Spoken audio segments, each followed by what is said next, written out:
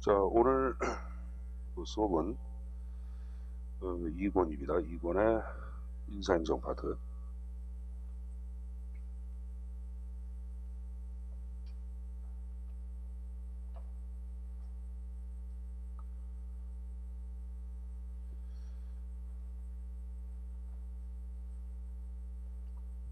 자, 일반 인사행정 자체의 구성은 이제 국가공무원법이라는 법제가 있어요.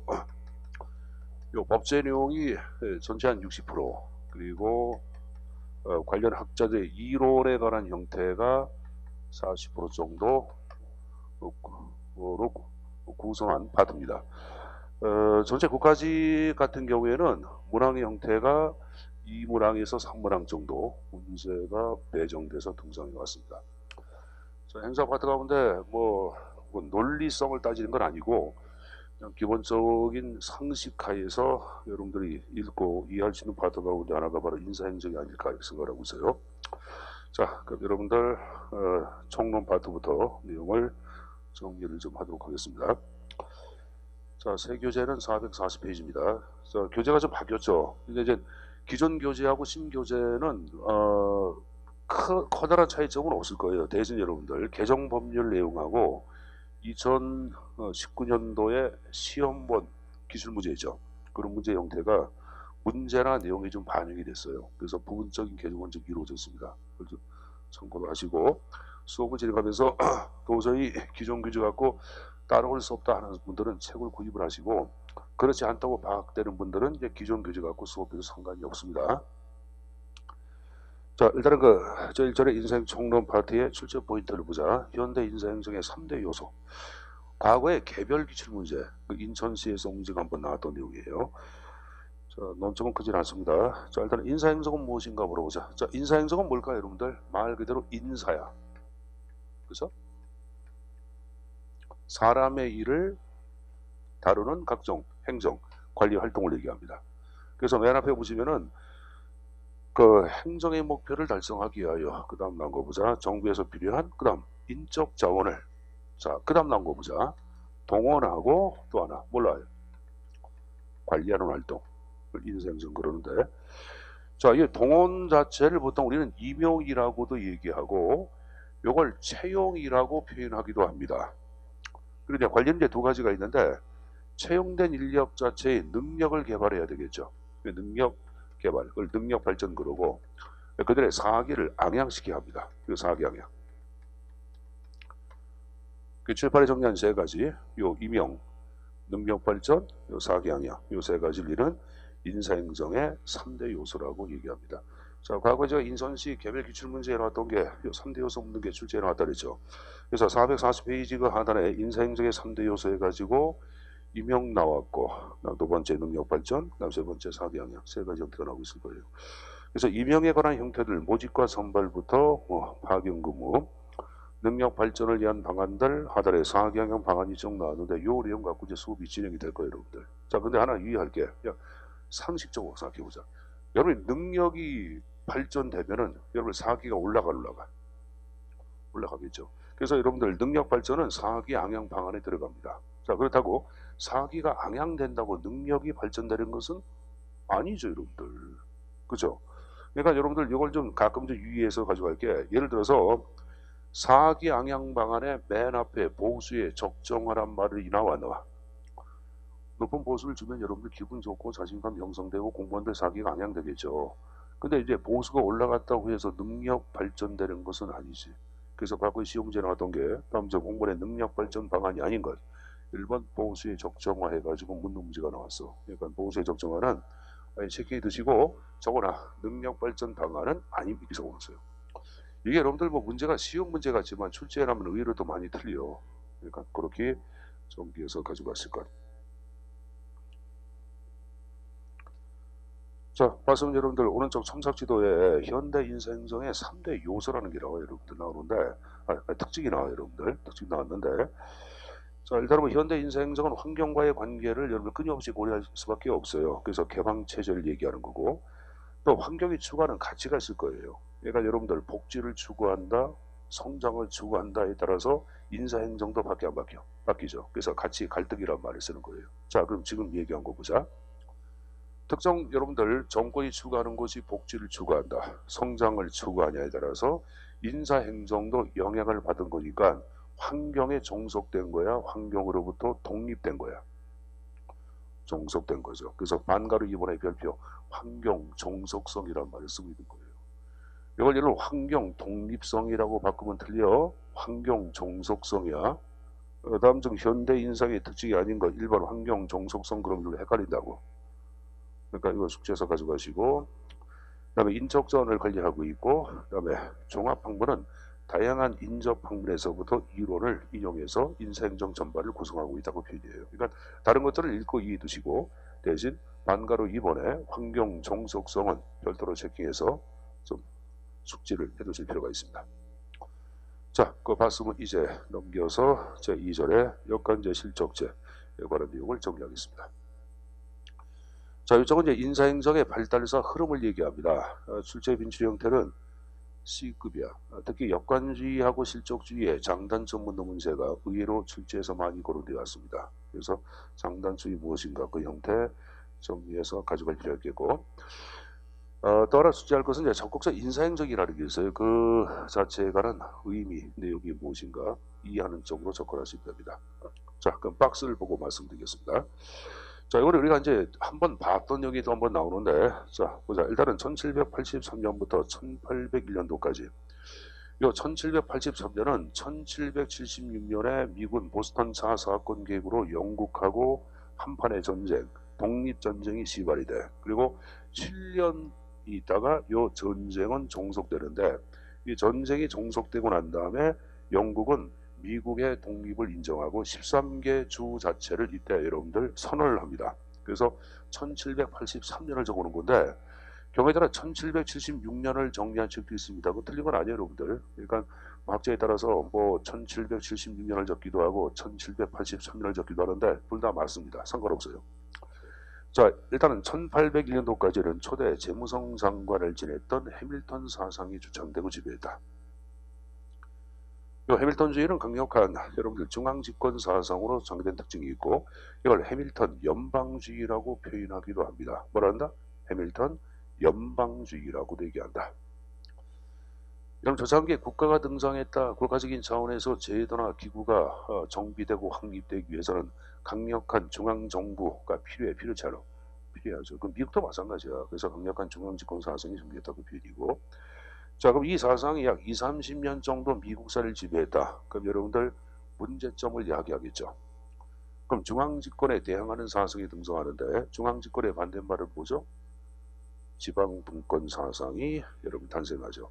이 지방분권 사상 자체를 얘기한 사람은 누구다? 제3대 대통령 제퍼슨입니다. 그래서 제퍼슨주의가 지배했다 얘기합니다. 여러분, 아담 스미스가 국본에서 얘기한 최소의 정부가 최선의 정부다. 이걸 공간을 이동해서 미국사의 정확한 인물을 얘기할 때 누굴 얘기해? 지금 얘기한 제퍼슨 얘기하는 거야. 독립선언서도 취했고 제3대 대통령, 작은 정부 역할을 강조했죠. 그러면 여러분들 작은 정부 형태를 강조했기 때문에 개인의 행복과 인권을 제대로 추구하는 자유주의라고 얘기합니다. 그래서 제퍼슨 자유주의라고도 표현하고, 이 제퍼슨 자유주의를 다른 말로 제퍼슨 낭만주의라고 표현한 적도 있습니다. 낭만주의. 자, 그럼 지금 얘기한 그럼 중앙집권하고 여러분들 지방분권 나온 거 있죠? 그걸 옆에서 묶어봐. 묶어서 자, 학자는 요도 마시고 로버드라는 사람이 있어요. 로버드는 이것을 젠틀맨 누구의 신사죠? 노빌러티,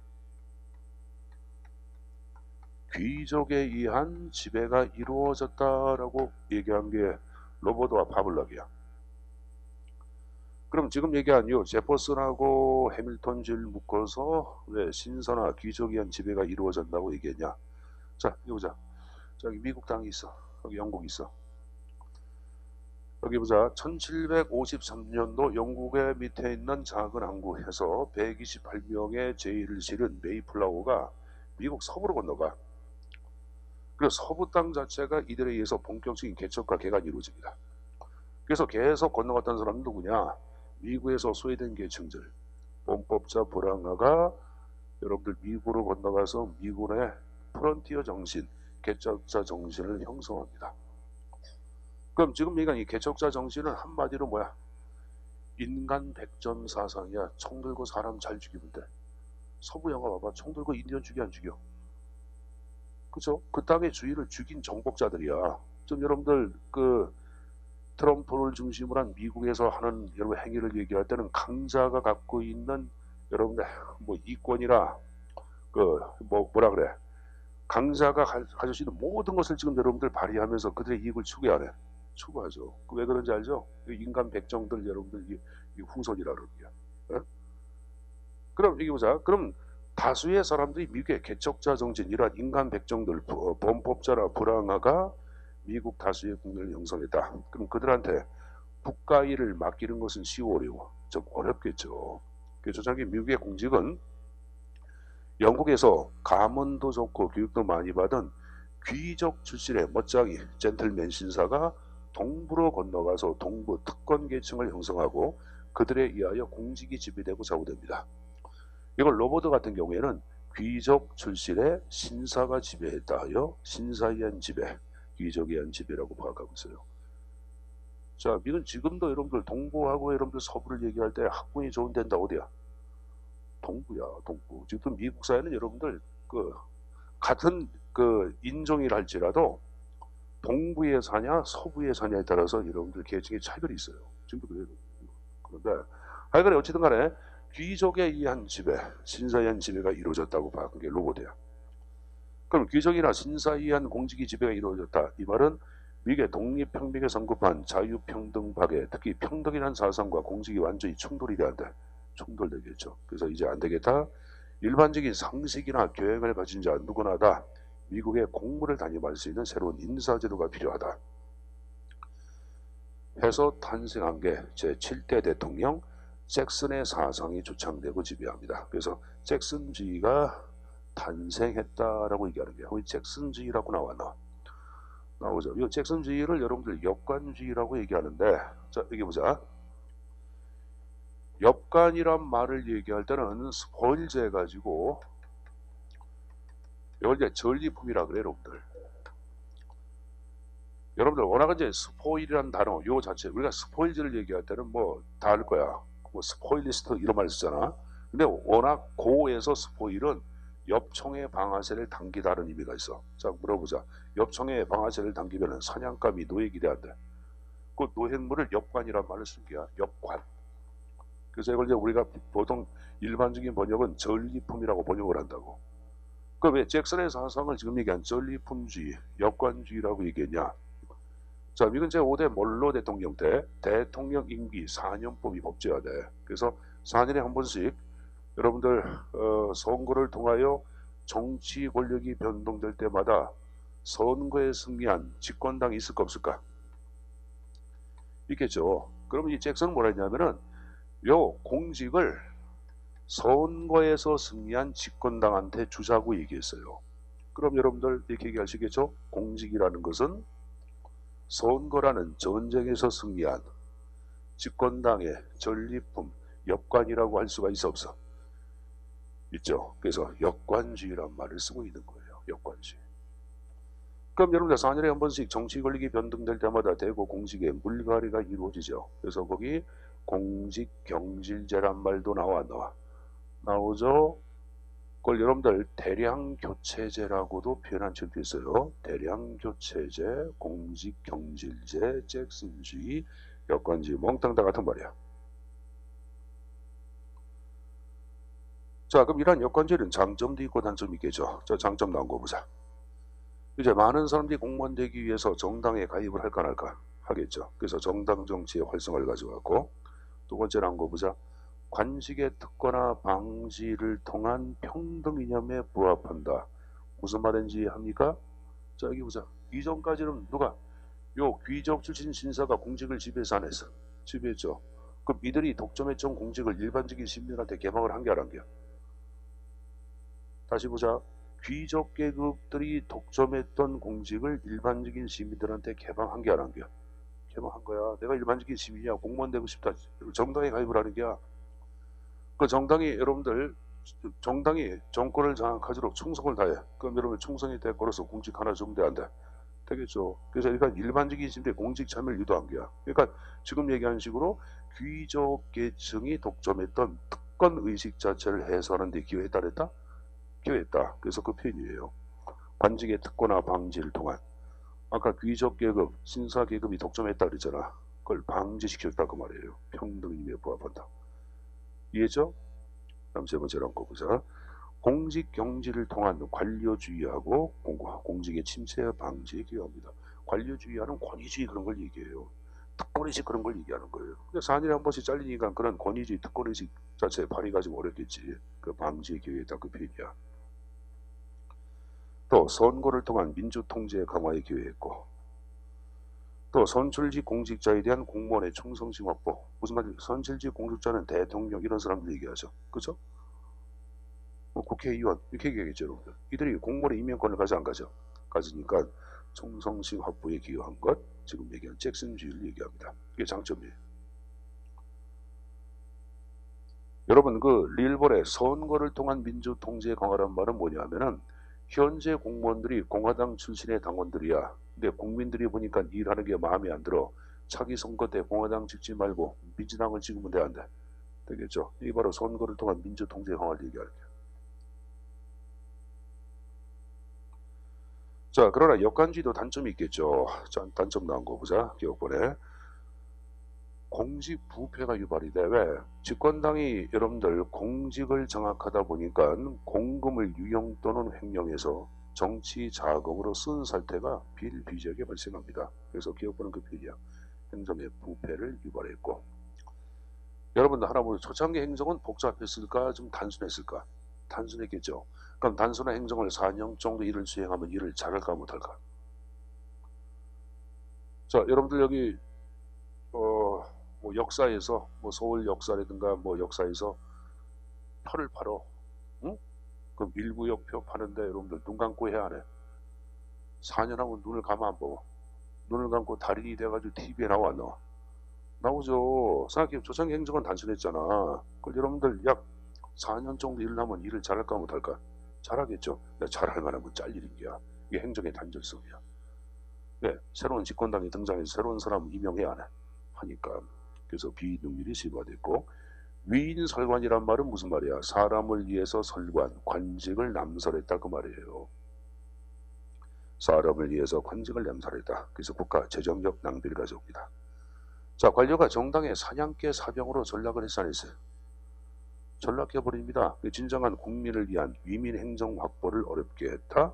이게 바로 릴본에 관한 표현이고.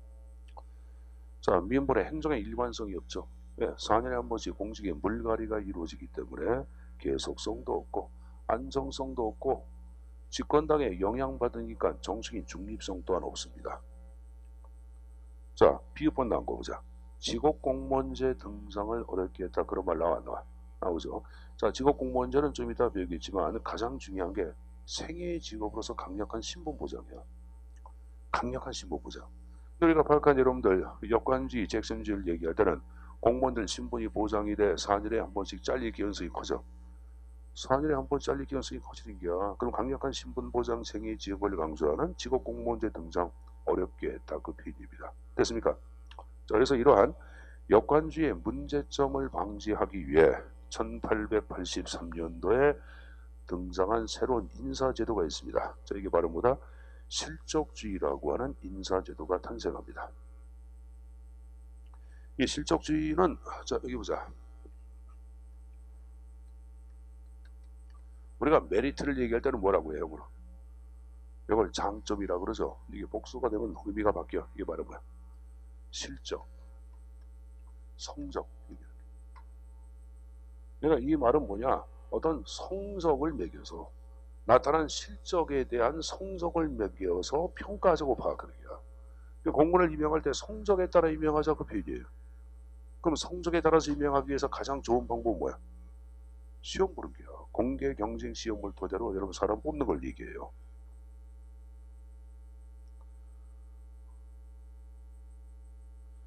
그래서 이 실적주의는 이제 공무원들 뽑을 때 객관적인 능력, 공개 경쟁을 거쳐서 능력이 된 사람 공무원 임명하자고 파악하고 있는 거예요. 자, 그럼 여러분들 역관제와 비교할 때 실적주의는 보다 과학적인 면을 띄어 안 띄어?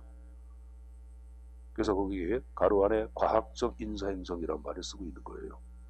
이 과학적 인사행정을 객관주의적 인사행정이라고 해도 상관이 없습니다. 같은 말입니다. 객관주의적 인사행정, 과학적 인사행정 상관없어요. 자, 근데 이 실적주의는 좀 문제점이 있어요. 어떤 문제점이냐? 역관주의 자체는 아까 장점이 있어 없어? 있어. 그럼 장점을 적극적으로 수용하는 자세가 있어야 되는데 그런 게 없어. 역관주의는 무조건 배격하고 무조건 불신하고 역관주의로부터 여러분들 인사행정을 방어하려고 해. 방어를 하려고 그래. 역관주의 무조건 나쁜 거야. 그래서 이러한 방어적 인사행정을 소극적 인사행정이라고 표현하기도 합니다. 네거티브. 우리 방어는 네거티브야, 여러분들 포지티브야. 공격적이다 할 때는 포지티브란 말을 써, 네거티브란 말을 써. 포지티브. 방어적 거로 뭐가 되는 게 네거티브. 그래서 네거티브를 번역할 때 어떤 책은 방어라고 번역한 책이 있는데 국내 학자들 대부분은 방어란 말을 잘 안 쓰고 소극이란 말로서 말을 바꿔놓고 있습니다. 그래서 소극적 인사행정이란 말을 쓰기도 하고 이걸 방어적 인사행정에도 상관이 없어요. 같은 말입니다. 자, 그럼 여러분들 제가 좀 전에 실적주의는 시험 봐서 사람 뽑자고 얘기 계산했어요. 했죠? 그러면 여기 보자. 공무원들 이제 임명할 때 집권당에 있는 정당의 당원들 임명하지 말고 시험 봐서 임명하자고 얘기한 사람이 있어요. 이게 누구냐? 당시에 1883년도에 뉴욕의 펜들턴이라고 하는 상원 의원이 법안을 만들어서 여러분들 국회에 제출해요. 야, 공무원들 뽑을 때 시험 봐. 이런 식으로. 그래서 여러분들이 이 실적주의를 이해하기 위해서는 펜들턴 법의 내용을 알아야지 실적주의 내용을 보다 구체적으로 파악할 수가 있습니다. 자, 한 장을 넘겨서 445페이지 쌍가루 선본의 수립과정에 실적주의 수립과정에 동그라미 2번에 미국 나와서 안 나왔어? 그 미국 1883년 중간 봐서 펜들턴 의원이 제출한 펜들턴 액트란 말이 나왔죠? 요 펜들턴 법에 의하여 우리가 파악하고 있는 실적주의가 탄생합니다. 자, 그래서 거기 펜들턴 액트의 주요 내용들이 쭉 나와. 기업부터 비읍까지 내용이 쭉 나오죠. 그 내용을 다 가져갈 필요는 없지만 꼭 가져갈 몇 가지가 있습니다. 자, 일단 여러분 니은모를 먼저 봐. 니은. 아까 시험 봐서 공무원 임명 얘기했잖아. 그게 나오잖아. 공개 경쟁 시험 봐서 능력된 사람 임명하자고 얘기합니다. 니은번. 됐습니까? 자, 또 하나 여러분들 여기 보자. 역관주의는 집권당이 공무원의 임명권을 갖다 보니까 각종 문제점을 이야기했지. 그러면 행정이 정치로부터 영향을 받은 게 안 받은 게 받다 보니까 문제가 발생하는 거야. 그래서 이제 정치적 영향력을 배제하자. 이게 니을번에 나올 거야. 그래서 공무원의 정치적 자금의 헌납 금지와 정치운동의 금지란 말이 나와. 쉽게 정치적인 중립을 얘기하는 거야. 그리고 화살표 놓고 정치적 중립을 최초로 규정해보세요. 그래서 여기에 근거하여 공무원의 정치적 중립을 최초로 규정한 법, 그러면 펜들턴 액트 이렇게 얘기합니다. 제가 정치적 중립을 최초로 규정한 법이라고 얘기해서 여러분들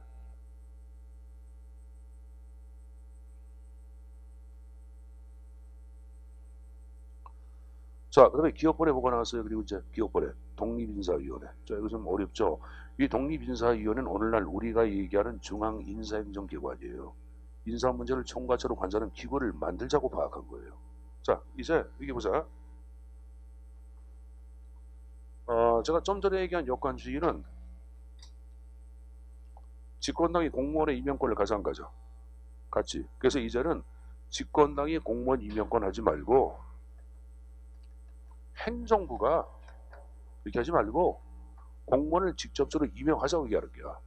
그럼 행정부 안에 여러분들 뭘 두자? 중앙인사행정기관을 만들자고 파악한 거야. 이 중앙인사행정기관이 명칭이 독립인사위원회인데 독립자 빼버리고 인사한 위원회 해도 상관이 없어요. 자, 근데 하나 이유가 있어요. 그럼 독립인사위원회 자체를 만든 이유는 집권당의 영향력을 배제하기 위한 거 아니야. 그럼 당연히 독립인사위원회는 초당성을 띄어야 돼, 안 띄어야 돼? 띄어야 되겠죠. 그래서 가로 안에 해보자. 가로 안에 초당성이란 말이 나와서 안 나왔어.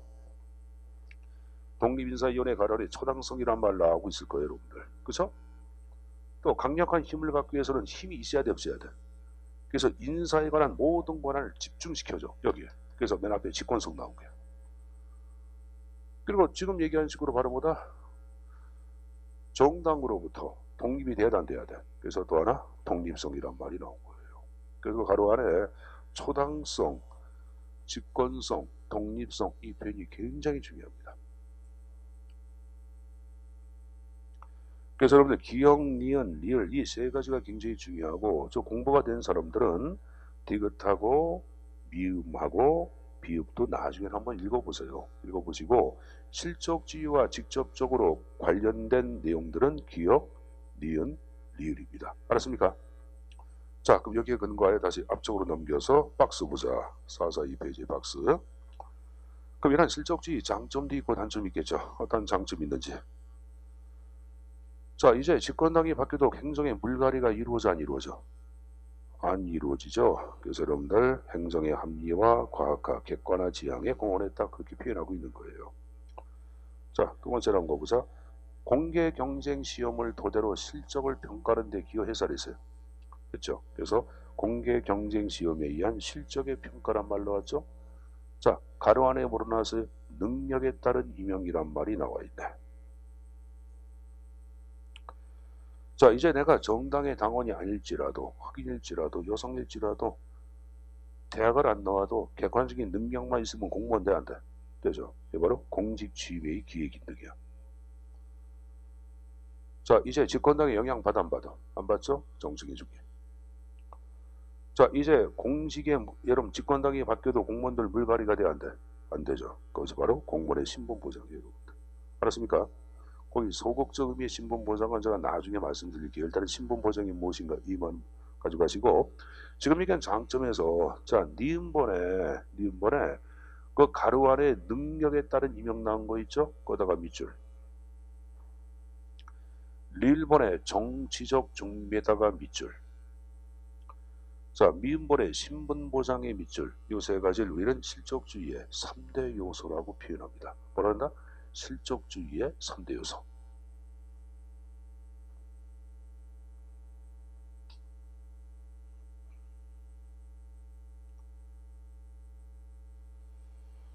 자, 뭐 엊그저께 뭐 지난주에는 이번 주 초죠. 이번 주 초에는 경기도 여러분들 그 면접을 했거든요. 면접. 그러니까 필기지와 기관사람 면접. 근데 면접위원들이 어떻게 구성되냐면은 외부 대학 교수가 한 명이 오고 지금 여러분들 자 뭐 이런 얘기를 자 해드린 게 낫겠다. 여러분 보통 학원에서 면접 특강들을 굉장히 많이 하는데 면접 특강 가운데 잘못된 게 약 80%예요. 80%. 그러니까 누가 면접위원으로 선발되는지도 잘 몰라. 근데 어떻게 구성되냐면은 외부 대학 교수, 행정학과 교수가 보통 와 한 사람하고 그리고 현지 공무원들 과장급, 국장급 이런 사람들이 한 명이 배치가 되고 퇴직 공무원 가운데 한 사람이 더 들어와. 이렇게 바뀌었어. 이렇게 세 사람이 들어와. 근데 이 세 사람이 들어오는데 이 세 사람 가운데 면접 주도권은 누가 갖고 있냐? 외부 교수, 행정학 교수가 여러분 면접 주도권을 가져. 그러면 행정학교 교수는 여러분 면접을 때 뭘 물어볼까?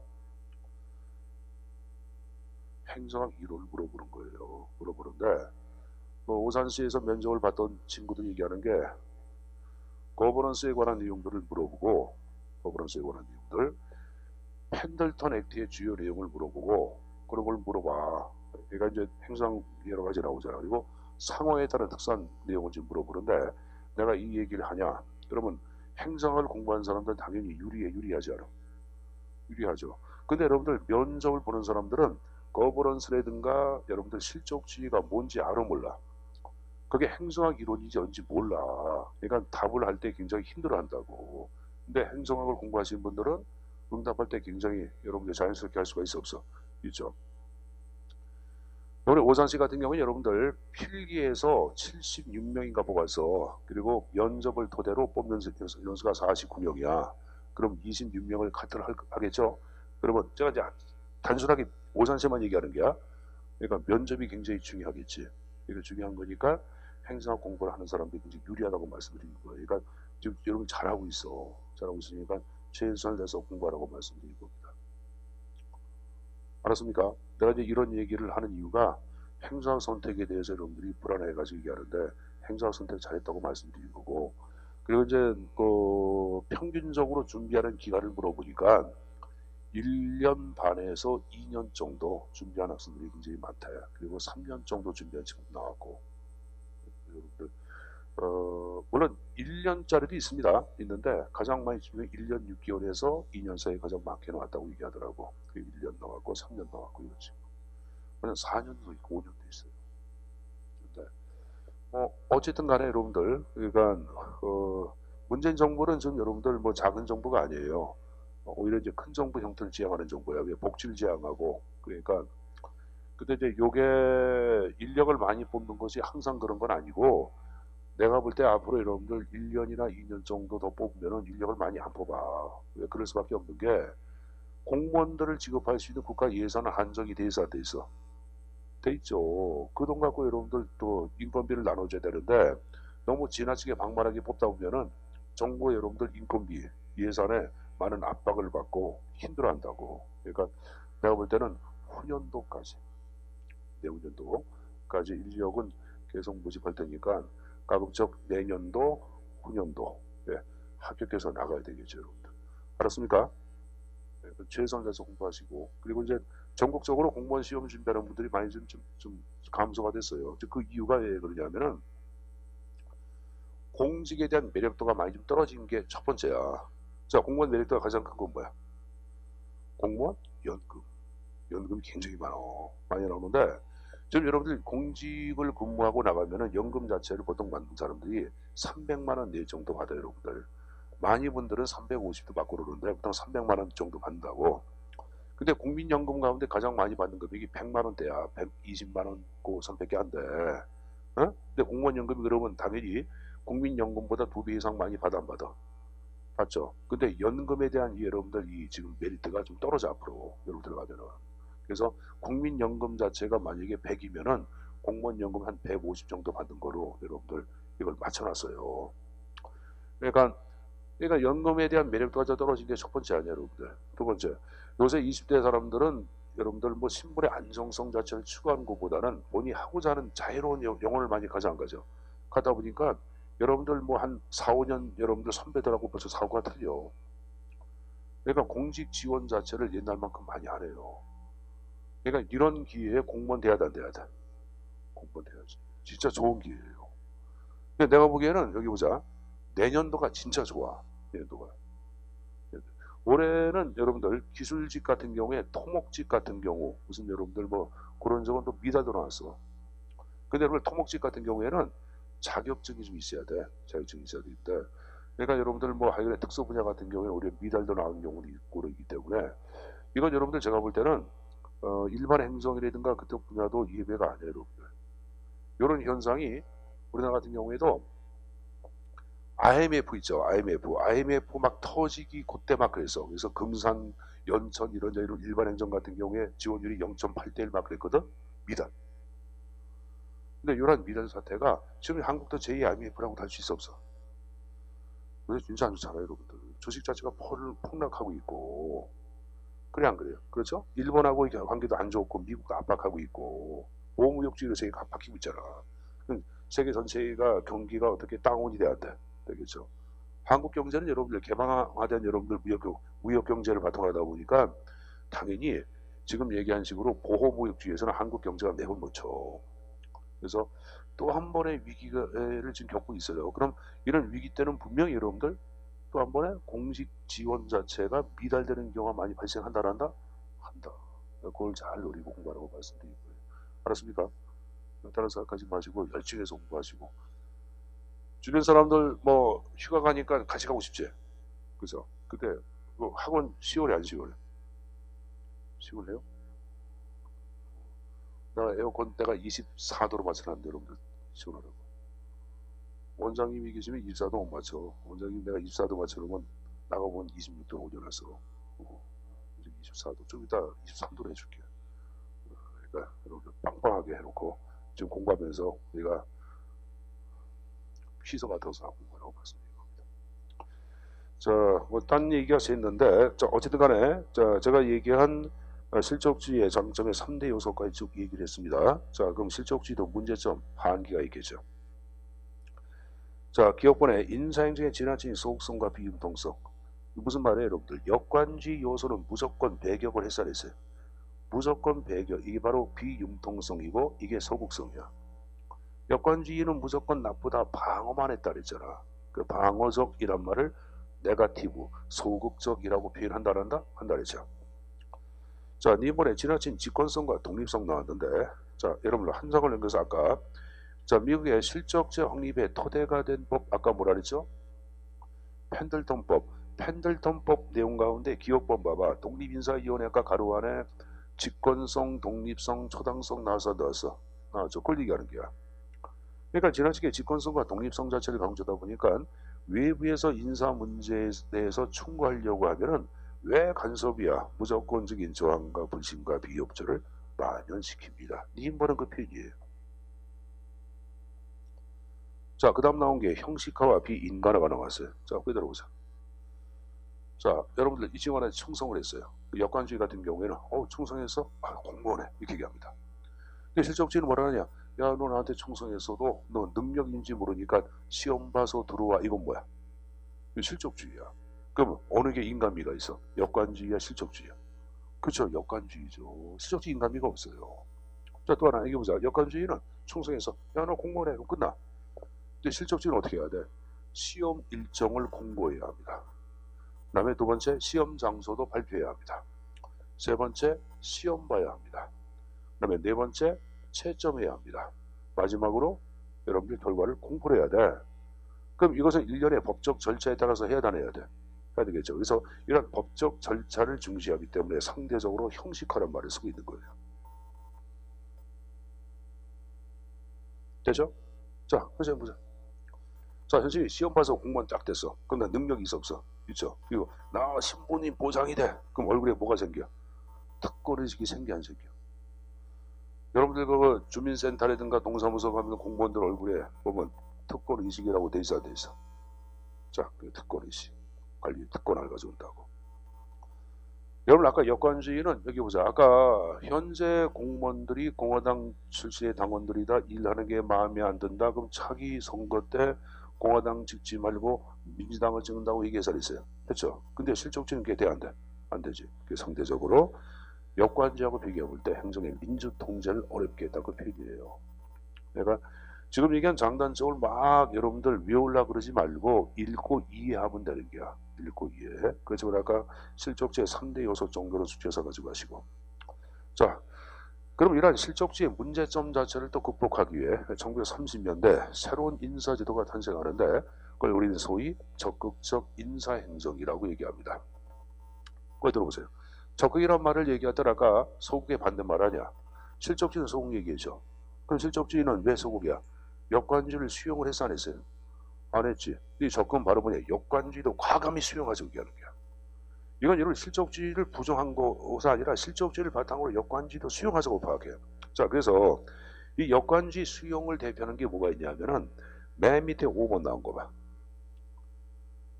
중대한 정책 변동 시 역관주의 임명의 정당화란 말이 나와서 안 나왔어? 나왔죠.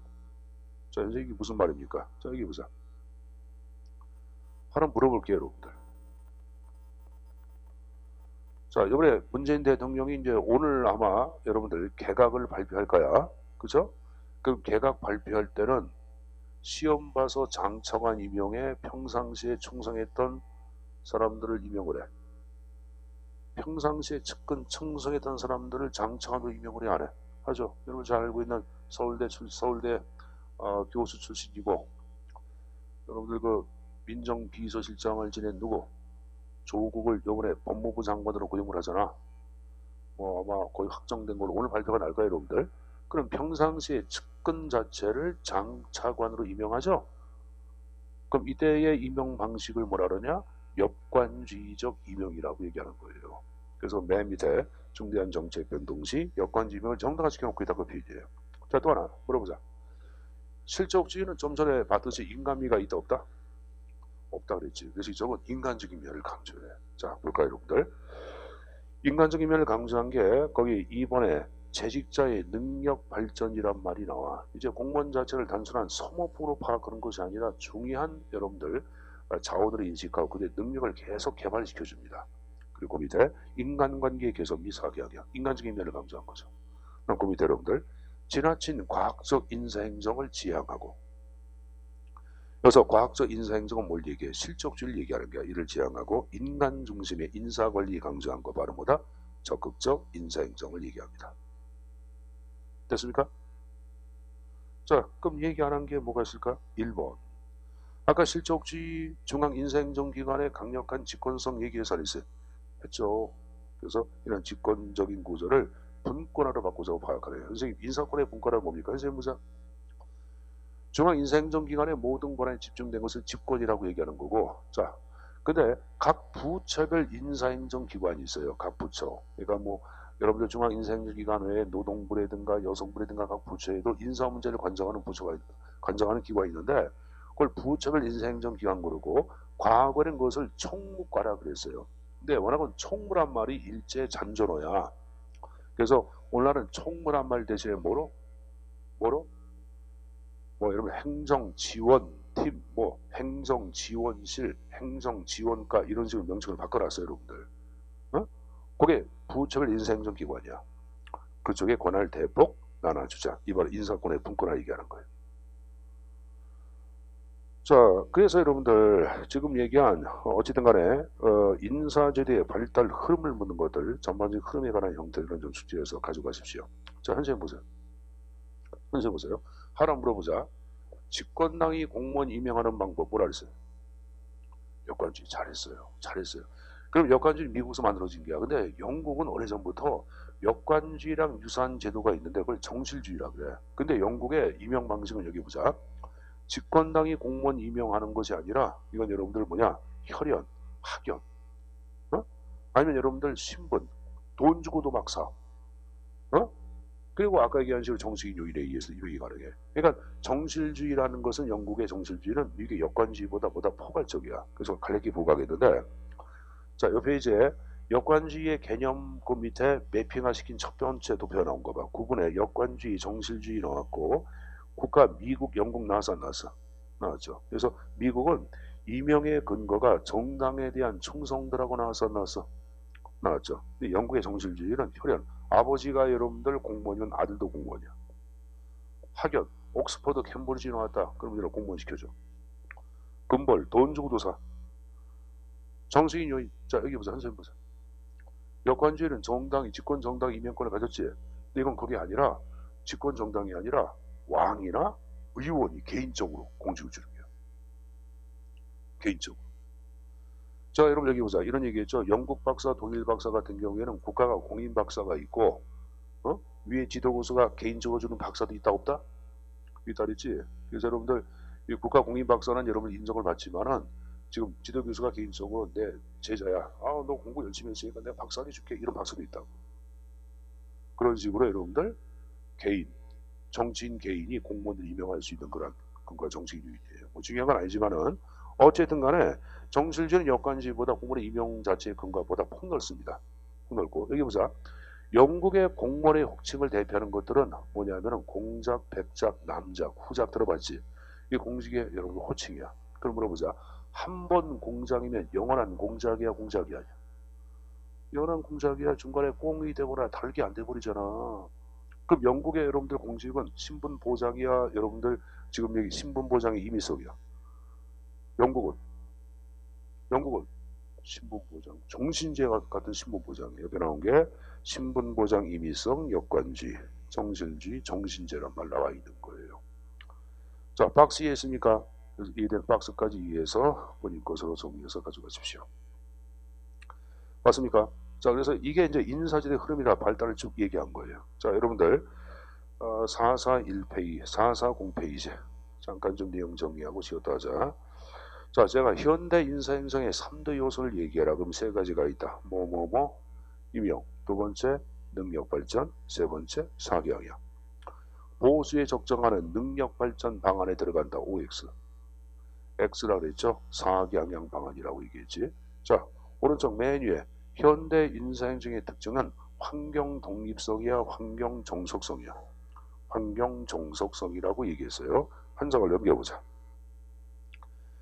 자, 미국의 인사제대 발달사 흐름 생각해보자. 초창기에 해밀턴주의는 중앙집권이야, 지방분권이야? 중앙집권. 그러면 해밀턴주의에 대항한 사상은 뭐다? 지방분권 누구 거? 제퍼슨주의가 지배했다. 자, 여러분들 정당, 집권당이 공무원의 임명권을 갖는 걸 뭐라 한다? 역관주의. 역관주의 얘기한 사람 누구다? 잭슨이 얘기했다. 잭슨주의 얘기했죠, 여러분들. 그래서 공직 경질주의 얘기했죠. 자, 근데 역관주의 장점 쭉 보세요, 한번.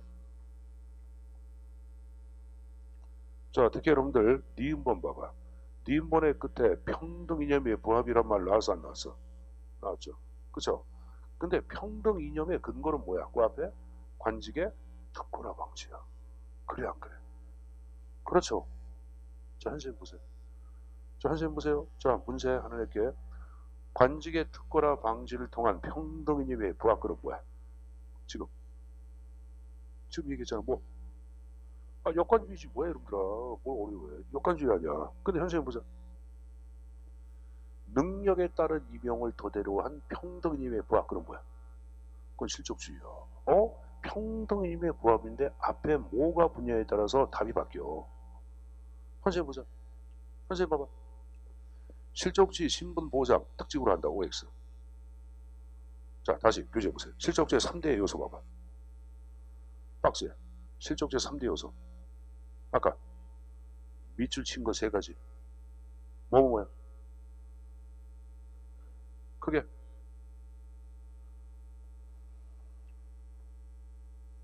능력에 따른 임명. 그 다음 정석주님 또 하나. 신분보장 얘기했지? 신분보장 얘기했지? 선생님 보세요. 강력한 신분보장은 문제점이 있지. 특권의식을 가져와 안 가져와? 가져오지. 오히려 실적주는 특권의식을 가져오는 게야. 특권화 방지가 아니야. 뭔지 알았습니까? 근데 이걸 여러분들 굉장히 혼동을 많이 해. 그러니까 이건 좀 구분해서 내용 정리해서 가져가야 돼. 알았죠? 자, 물어보자. 미국의 실적제 확립의 토대가 된 법 뭐? 1번 펜들턴법. 몇 번? 그럼 외워야 돼. 펜들턴. 시험제 많이 나왔어. 자, 하나만 더 물어보자. 공무원의 정치적 중립을 최초로 규정한 법. 그것도 펜들턴법. 아까 펜들턴 액트의 자, 교재 445페이지에 미국의 릴번, 펜들턴 액트 릴번의 최초로 정치적 중립 규정이라고 아까 적어서 안 적었어? 적었지. 적을 때 다른 생각해서 그래. 적으면서 집중을 해야지. 됐죠? 자, 다시 교재 442페이지. 자, 하단에 적극적 인사행정 자체를 인간주의적 인사행정 얘기했죠? 자, 적극적 인사행정 자체는 실적주의에다가 뭐를 결합했다? 역관주의 요소를 결합했다. 그 맨 밑에. 그 오늘날 역관주의의 정당화의 근거를 얘기하라. 그런 거 앞에 물어놨어요. 중대한 정책 변동. 중대한 정책 변동. 그것도 숙지해서 내용 좀 가져가십시오.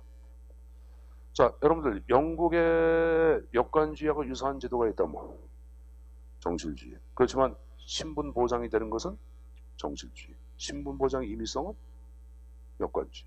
숙지해서 내용 좀 가져가자. 자, 잘했습니다. 좀 쉬었다가 여러분들 446페이지 잠깐만. 446페이지. 자, 446페이지에 날개에 보시면은 실적주의는 행정의 특권화 방지를 통한 평등임에 기여한다. O야 X야? 446페이지에 날개. X 퀴즈. X로 돼 있죠? 그러니까 그것도 좀 지문 좀 가져가시고. 선생님 보자. 선생님 보세요. 현재 공무원들이 공화당 출신이야. 마음에 안 들어. 자기 선거 때 민주당 치고. 그럼 국민 통제가 용이한 것은 역관제야, 실적제야? 역관제. 여러분들 다시 날개 444페이지. 날개 맨 밑에 보자. 국민에 대한 관료적 대응성을 높이기 위한 수단으로서 역관주의 필요하다. 맞는 표현이에요. 그러니까 항상 역관주의가 나올 때 선생님 보자. 선생님 보세요. 미남의 반대말은 뭐야? 미남의 반대말. 잘생긴 남자의 반대말. 추남. 그러니까 미남의 상대가 이 느끼야.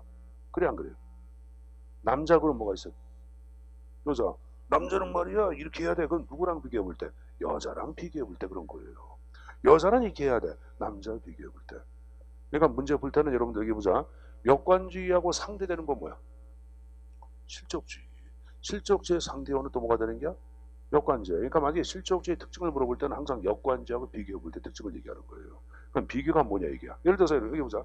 송혜교 예쁘다. 이 표현은 올바른 표현이야, 표현이 아니야. 올바른 표현이 아니에요, 여러분들.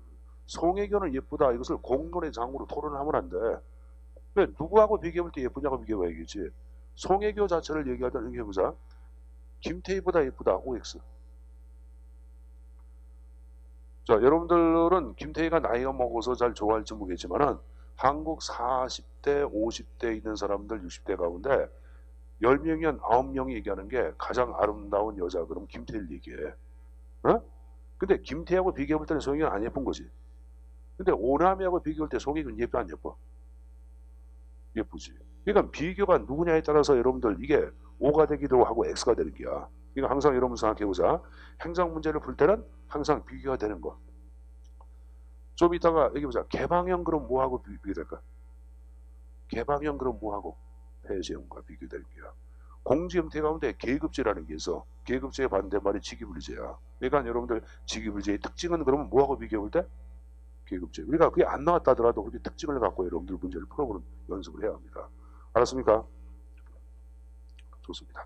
자, 좀 쉬었다가 계속 진도 나가겠습니다. 쉬었다 하겠습니다.